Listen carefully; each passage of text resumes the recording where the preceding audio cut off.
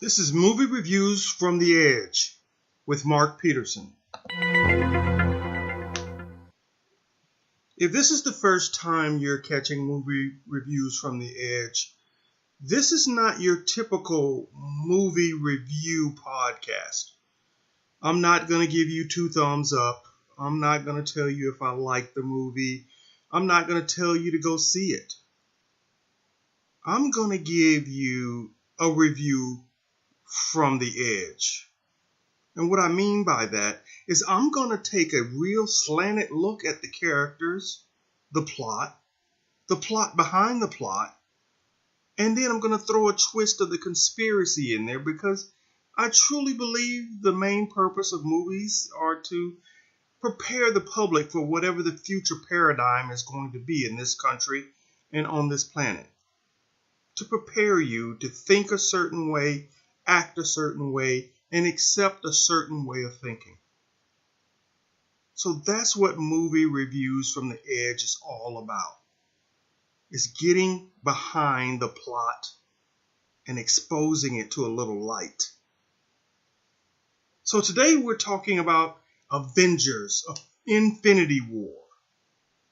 And the title is Thanos, Gabriel or Judas, or Antichrist. But before we get into Thanos, let's talk about the most important part of the movie, the Infinity Stones. Because the Infinity Stones set the table for why you have to think about Thanos in a certain way. Now, he seems like a conflicted character, one that believes he's showing mercy on the universe. But you got to dig into the numerology of this episode to start to understand whether or not Thanos is an angel or a demon. There's 6 stones. In numerology, 6 is the number for motherhood. 6 is the number that represents the glue that binds families and communities together. Why is that? Primarily because 6 is the number of days that it took to create the heavens and the earth. And motherhood, or feminine, represents creation. The number 6 also represents, from a biblical perspective, man. Because man was created on the 6th day. It also represents man's labor because it took 6 days of labor to develop the heavens and the earth. So 6 is a powerful number. So there are 6 stones of creation that it took to bring the reality that we have into existence, according to the plot of the movie, of course. So let's run through each of those days and discuss what was created. Day 1. Heavens and the earth. Essentially, what that means is light, matter, time, energy. All of that was created on day 1. Day 2, atmosphere and water. Day 3, dry land, vegetation, and the supercontinent was created. Day 4, sun, moon, stars all appeared. Day 5, the fish and all flying animals appeared.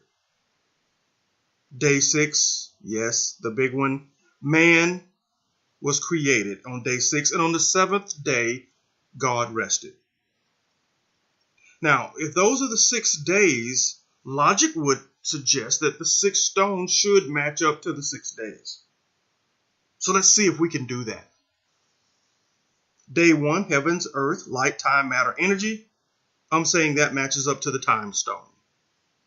So time came into being and is represented by the time stone in day 1. Atmosphere and water. Now, if you remember in the movie, the soul stone is represented by water. We see no dry land. We just see Thanos in the water as if he is being birthed. So I'm going to say the soul stone represents day 2. we get time, and then we get the soul of what makes man unique from all other animals created on day 2, the soul stone. Now you got to give something up in order to get the soul stone, as we learned, but I'm going to say that's day 2. Day 3, we get dry land, vegetation, and the supercontinent. So we get a plane of existence. Everybody get that? A plane of existence. Before day 3, there was no place for man to exist. And in geometry, we know we need at least 3 points to create a plane. And so a supercontinent was created, which gave us a flat plane of existence. So I'm going to say that's the reality stone on day 3. Day 4, we got the sun, the moon, and the stars. That's everything outside of the planet. I'm going to say that's the space stone. That infinity was created on day 4 and the ability to move there within. So the space stone. Day 5, all living things other than man, and man was given dominion over those things that were created on day 5. So I'm going to say that's the power stone on day 5. Day 6, of course, man. I'm assuming that's Homo sapien and not the other humanoid creatures that may have existed on the plane at that time, as now science is suggesting. And that would be the mind stone. People have argued that we are divided into the mind and the spirit, or the soul. So on day 6, we were given a mind to choose between yin and yang, good and evil, on day 6. So the mind stone. So let's run through them in the order that we just aligned with creation. Time stone, day 1. Soul stone, day 2. Reality stones, day 3. Space stone, day 4. Power stone, day 5. Mind stone, day 6. Now, what do all these stones do when we compare them to what was created? Now, the mind stone, well, let's take them in order. The time stone, right?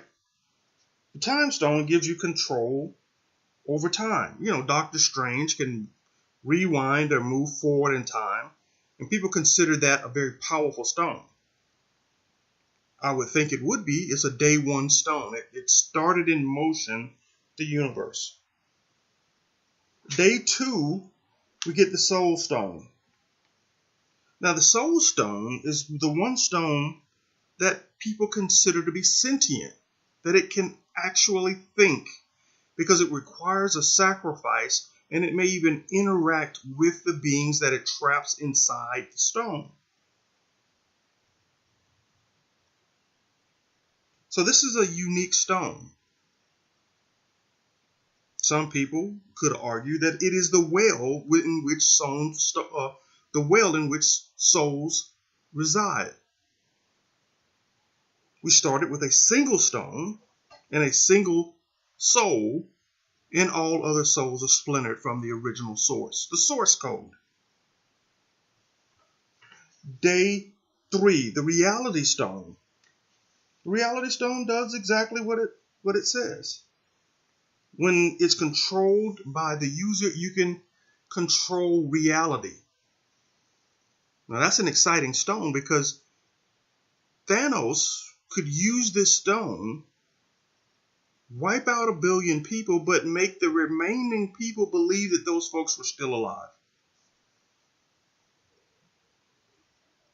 So you can create simulations with the reality stone, as Thanos showed, and you can't distinguish it from the real world. There are those that argue the reality stone is in existence today, like Elon Musk, who believes that we are living in a simulation, a set of defined rules that are controlled by some being capable of projecting a reality into this world. The Space Stone allows you to be everywhere and anywhere within the defined universe. The stone that was given to us on day 5, the Power Stone, that was the stone that gives you the power to be the most powerful being in the universe. If you remember from Guardians of the Galaxy, Ronan claimed the Power Stone and was ready to challenge Thanos for the seat of ultimate power in the universe. He wanted dominion, as was man was given, over all the animals and flying beings. And then finally the Mind Stone, which we saw captured at the end of the movie, gives the controller the ability to create consciousness, a being. It allows you to control the minds of others. So those are the stones that we have, and we have 6 of them because 6 is that magical number that guides our reality in some form or fashion. 12 inches divisible by 6 gives you 2 even components, day and night, yin and yang. 24 hours in a day divisible by 6, giving you 4 seasons.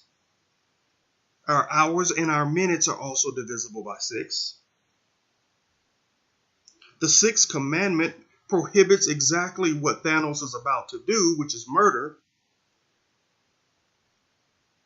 And these are the words that you find in the Bible exactly 6 times: abomination, change, and ungodliness.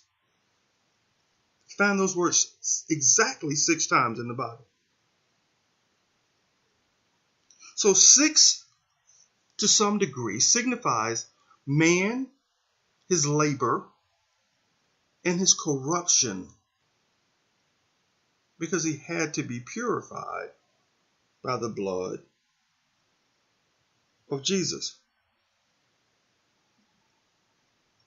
So what does that say about Thanos, the most powerful being in the universe? Well, let's look at this immortal. First, he's purple.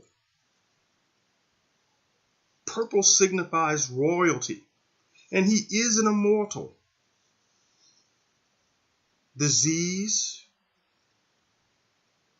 time,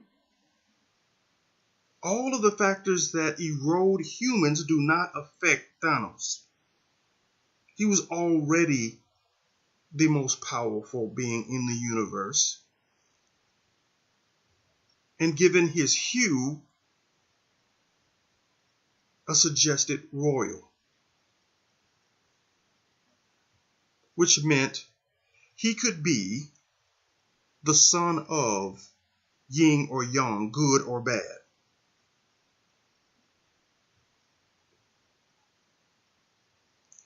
Let's tease this out a little bit more and look at some of the comparisons. Thanos believes that through the destruction of billions, he's going to save trillions. And in doing so, Thanos, like the God of the Bible, gave a offspring in order to achieve that salvation of the rest of the world. God sent Jesus to be sacrificed so that all others could live. Thanos gave up his daughter in order to claim the Soul Stone so that he could provide the mercy he thought the universe needed.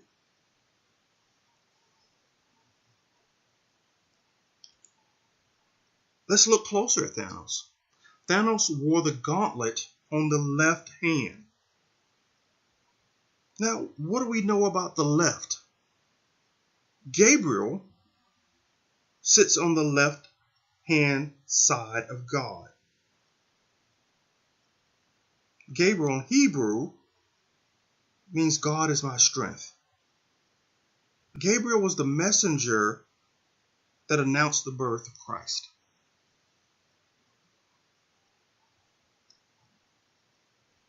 The fact that Thanos is wearing the gauntlet, that he's wearing creation on his left hand, does that make him Gabriel? Is he announcing a new rebirth? And that is why, as he told Tony Stark, I am burdened with knowledge like you.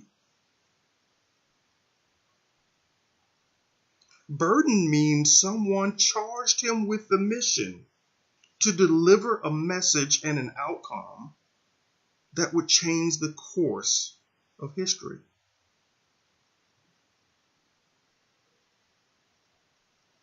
Now, in some cultures, the left hand is the evil hand. So Thanos, by wearing the gauntlet on the left hand, would mean that he is the one who is intended to undo what was done by a righteous and just God, making him the Antichrist.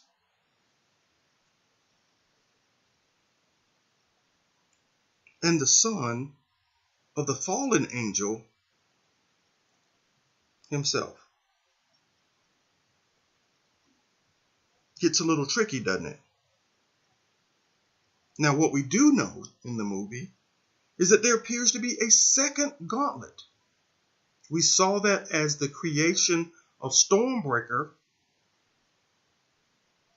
that there was a second gauntlet, which meant there's probably a right-handed gauntlet to go with the left-handed gauntlet, lending credence to yin and yang, the sign that is made in many Asian cultures when you bring your hands together.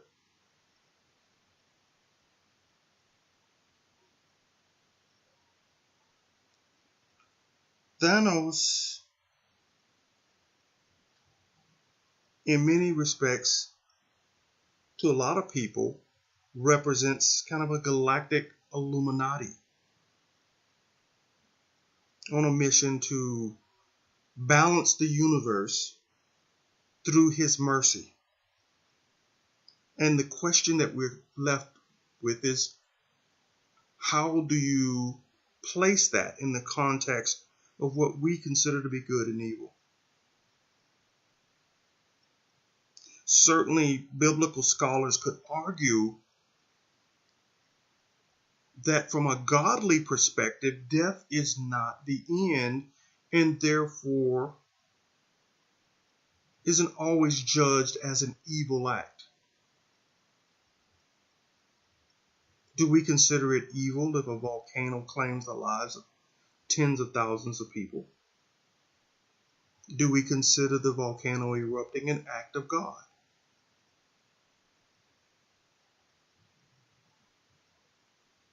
It's something to ponder when you think about how Thanos was portrayed in the movie as being conflicted. You could sit down and draw up as many examples of how Thanos could have ended any battle that he had with the Avengers at the very beginning of the fight with the stones that he had, and chose not to. It was as if Thanos was giving life a chance to win in a fair fight versus one that was slanted by the power of the stones. It was also as if Thanos himself was struggling with what he had to do. which is why I threw out Judah, because in the manuscripts of Judah, he presented himself faced with that same crisis of consciousness when having to turn Jesus over to the Romans for 30 pieces of silver. And as quoted,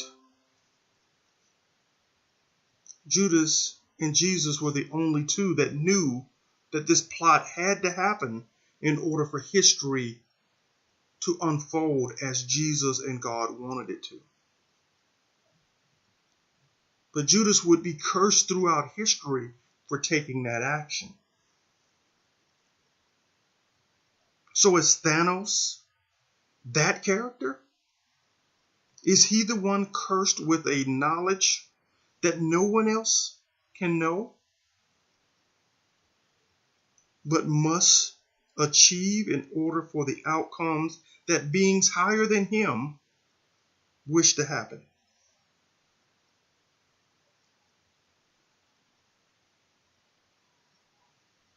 It's an interesting set of questions, but many parallels to what we think of when we think of a righteous being and a wise being.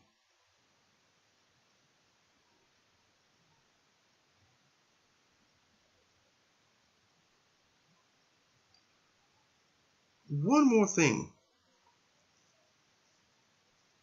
and many people pondered this about the movie. The Hulk. Why did the Hulk lose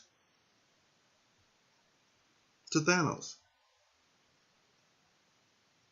Well, there are a couple of prevailing theories. One is that wasn't the Hulk,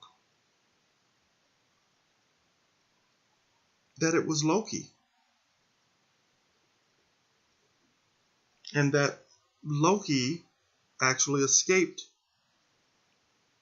when being transported back to Earth with Banner.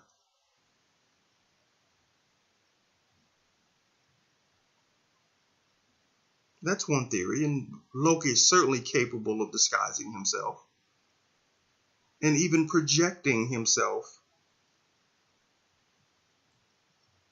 as he did in Captain America.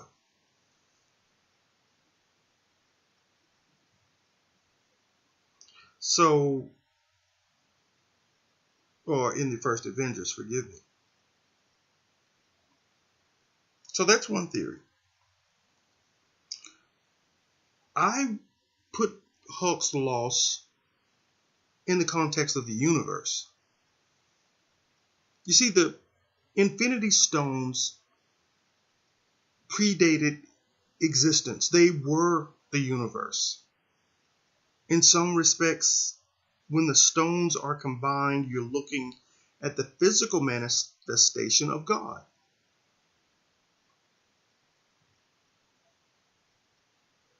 So the stones predated existence, and when the universe was created, reality was created. The moment at which reality was created in the super hot matter and energy and time on day one with the first stone is the first day you saw the creation of certain forms of radiation in the universe, including gamma radiation, which is the source of power for the creation of the Hulk monster. So if we're just looking at it in terms of the priorities or the rankings of universal power prior to the existence of light, the stones trump gamma radiation.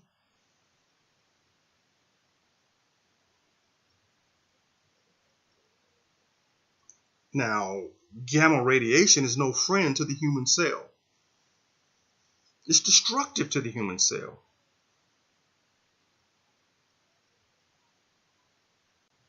So in this context, to some degree, the gamma radiation is in alignment with the destructive power of the stones. Now, that's just my intuitive, analytical combination, my gumbo, as to why the Hulk fell short of Thanos. Because from the comic book lore, the Hulk gets more powerful the angrier he becomes,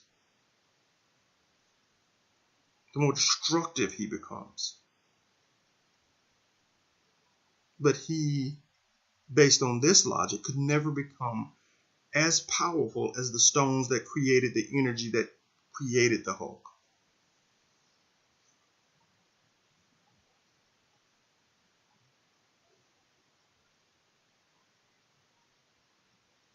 Thanos,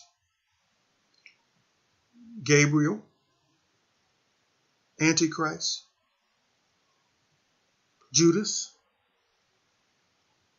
I think it largely depends on your perspective, as Obi-Wan Kenobi would say, your own point of view. And the greater your context, the greater the possibility you could see the rationalization for arguments that Thanos could make. The more slanted your context, you could also see the rationalization for Thanos's arguments. And vice versa for those who were fighting to stop it. As Thanos said, fighting for starvation and eventual destruction of everything.